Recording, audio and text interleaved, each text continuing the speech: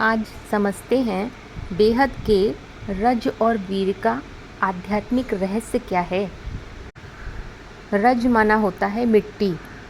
रज का कनेक्शन है प्रकृति से, माना साकार से।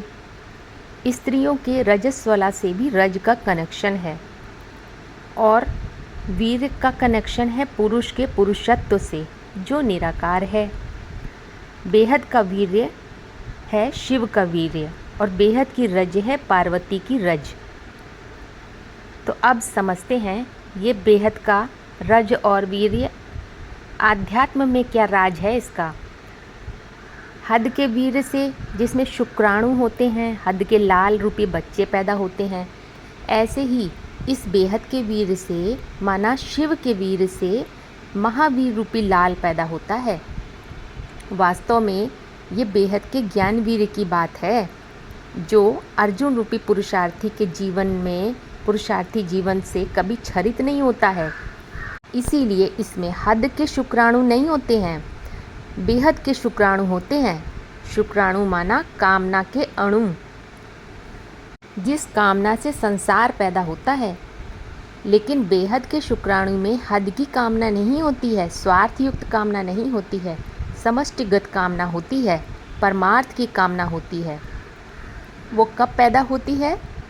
बेहद माना शिव का वीर्य पार्वती की रज से मिल जाता है। रज माना मिट्टी, तो वह कैसे देहभान की मिट्टी है? मिट्टी तो है, पर 5 तत्वों वाले देहभान की नहीं, बल्कि तुरिया तत्व मुकर्रर रथ रूपी मिट्टी है, जो डुबोने वाली नहीं है, सारे संसार को पार लगाने वाली मिट्टी है। इसीलिए नाम दिया पार्वती। वीर माना होता है बहादुर, साहसी। वीर शब्द असल में वीर शब्द से बना है और वीर का अर्थ होता है शुक्राणु, माना कि वो बीज जिससे मनुष्य का जन्म होता है। तो अब ये दोनों पहलू आपस में जुड़े हुए हैं। शिव के जीवन से महत्वपूर्ण प्रेरणात्मक पहलू ये है कि उन्होंने अपना शुक्राणु कभी नहीं गिराया, वीर का क्षरण नहीं किया, अपनी ऊर्जा को अधोगामी नहीं किया। अब शिव कोई व्यक्ति तो है नहीं, चेतना की वो परम अवस्था है जिस अवस्था में शिवत्व जाग जाता है। तो बुद्धि से ज्ञान वीर रूपी ऊर्जा कभी क्षरित नहीं होती है। भ्रष्ट इंद्रियों से तो क्षरण की बात ही छोड़ो, श्रेष्ठ इंद्रियों से भी क्षरण नहीं होता है। उनकी ऊर्जा ब्रह्मरंध्र से निकलती हुई दिखाई गई है ज्ञान गंगा के रूप में। इसीलिए शिव परम बुद्धिमत्ता का प्रतीक हैं, जहाँ से सभी प्राणी मात्रों को अपनी अपने प्रकार की बुद्धि मिलती है। उपनिषद में शिव को रसैश्वर शैव मानते हैं। शैव संप्रदाय वाले मानते हैं सारे रसों की उत्पत्ति करने वाले शिव शंकर जी हैं, जो सभी कलाओं का केंद्र हैं। इसीलिए नटराज के रूप में सारे रसों की अभिव्यक्ति दिखाई गई है। संस्कृत में रस को पारद कहा जाता है और हिंदी में पारा कहा जाता है। इसका मुख्य गुण है कि थोड़ा सा ताप लगने पर फैलता है। आयुर्वेद में कहा जाता है पारे का मर्दन करने से हर तरह की बीमारी दूर हो जाती है। क्यों? क्योंकि पारा मरता नहीं है, उसकी भस्म बन जाती है। इसीलिए तांत्रिक कहते हैं पारा शिव का वीर्य है।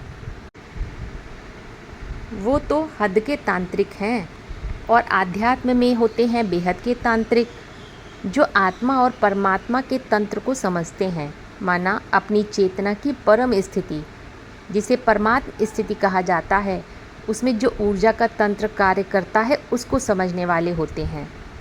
वास्तव में सारी बातें प्रतीकात्मक हैं, उनके आध्यात्मिक अर्थ हैं।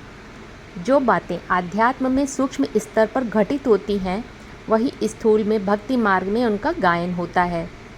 पार्वती की रज को अमरख कहा जाता है, जिसको वैज्ञानिक कहते हैं वो बिजली का बैड कंडक्टर है। अमरख इलेक्ट्रिसिटी की निरोधक शक्ति है, जो किसी भी तरह की ऊर्जा के क्षरण को रोकती है। कहते हैं जब पारे और अमरख को मिला देते हैं, शिव का वीर और पार्वती की रज मिल जाए, तो उसके अंदर इतनी शक्ति है जो सारे पापों का हरण कर देता है। अब इन अलंकारिक बातों को अगर देहभान में उठाएंगे तो अर्थ का अनर्थ हो जाता है, लेकिन अगर इनके सूक्ष्म गुह्यार्थ को, भावार्थ को समझ लिया, उनके इशारों को पकड़ लिया, तो मुक्ति, जीवन मुक्ति के द्वार खुल जाते हैं। शिव का पुरुषत्व रूपी वीर्य है सारे ज्ञान का सार तत्व। मैं आत्मा हूँ, इस बात में निश्चयात्मक बुद्धि जो चिंतन मंथन की प्रक्रिया के बाद, विचार सागर मंथन के बाद में अमृत रूपी रिजल्ट निकलता है, जिसके लिए शास्त्रों में बताया सागर का मूल तत्व गुहिता में छुपा हुआ है। उसे बाहर निकालने का मादा सब में नहीं होता है, फिर किस में होता है? तो इसके लिए महावाक्य में बोला है BCD 2388, सारी दुनिया में से चुनी हुई आत्माएं, कोटों में से कोई से भी कोई 500-700 करोड़ में से चुनी हुई आत्माएं ही इस ज्ञान को सुनते हैं।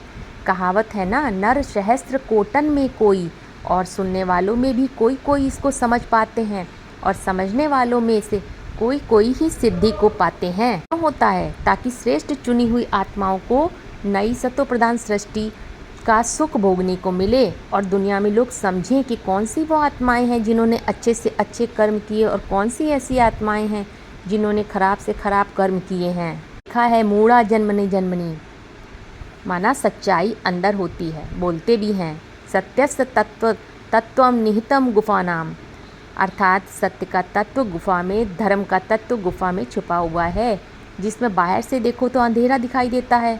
कोई रोशनी लेकर घुसे अंदर, हिम्मत करे तो दिखाई देगा अंदर तक, नहीं तो नहीं दिखाई देगा। जिन खोजा तिन पाइयाँ, गहरे पानी पैठ। शिव का वीर जब पार्वती की, इसमें क्या इशारा छुपा हुआ है? माना जब ज्ञान का चिंतन मंथन करके सार रूपी जो अमृत तत्व निकलता है, और उस अमृत को पुरुषार्थी जब धारण करता है, माना उससे युक्त हो जाते हैं, जिसको योग युक्त कहते हैं। ज्ञान और योग का मेल हो जाता है, माना कि निश्चयात्मक बुद्धि होने से बोध जग जाता है, तब योग लग जाता है। किसका योग? आध्यात्म तो मन बुद्धि के अंदर का विज्ञान है, जो चंचल मन रूपी घोड़ा है, 4 दिशाओं में भ्रमण करने वाला मन है, वही परम सत्य में रमण करने वाला जब बन जाता है तो ऊर्ध्वमुखी बन जाता है।